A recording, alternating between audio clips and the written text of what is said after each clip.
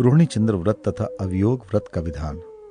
महाराज युधिष्ठिर ने पूछा, भगवान, वर्षा काल में आकाश नीले मेघ से आच्छादित हो जाता है, मोर चारों ओर मीठी मीठी बोली बोलने लगते हैं, मेढकों की ध्वनि भी बड़ी सुहावनी लगती है। इस समय कुलीन स्त्रियां किसको अर्घ्य दें तथा कौन सा सत्कर्म करें और वे किस तिथि में कौन सा व्रत करें, आप इसका वर्णन करें। भगवान श्री कृष्ण ने कहा, महाराज, श्रेष्ठ स्त्रियों को इस समय रोहिणी चंद्र व्रत का पालन करना चाहिए। श्रावण मास के शुक्ल पक्ष की एकादशी को पवित्र होकर सर्वौषधि मिश्रित जल से स्नान करें।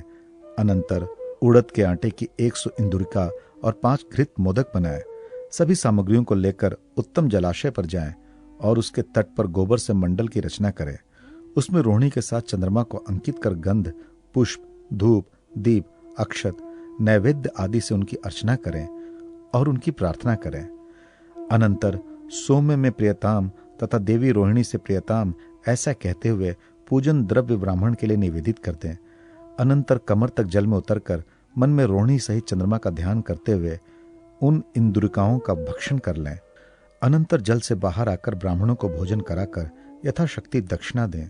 प्रति वर्ष इस विधि से जो स्त्री अथवा पुरुष भक्तिपूर्वक व्रत करता है वह धन धान्य पुत्र पौतात्री से परिपूर्ण होकर बहुत दिनों तक सुख भोग कर तीर्थ स्थान में मृत्यु को प्राप्त करता है और ब्रह्मलोक को जाता है। अनंतर विष्णु लोक, तदनंतर शिवलोक में जाता है। महाराज युधिष्ठिर ने पूछा, भगवान, आप यह बताएं कि अवियोग व्रत किस विधि से किया जाता है।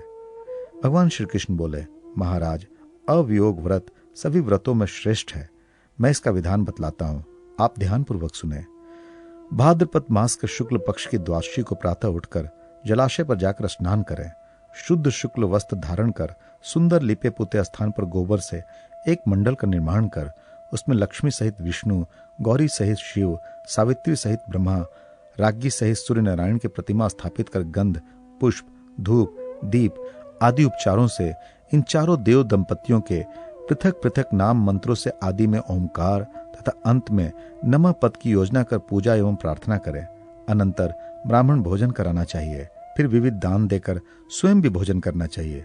इस अवियोग व्रत को जो करता है उसका कभी भी इष्टजनों, मित्र, पुत्र, पत्नी आदि से वियोग नहीं होता और बहुत समय तक वो सांसारिक सुखों का भोग कर क्रमशः विष्णु, शिव, ब्रह्मा और सूर्य लोक में निवास कर अंत में मोक्ष प्राप्त करता है।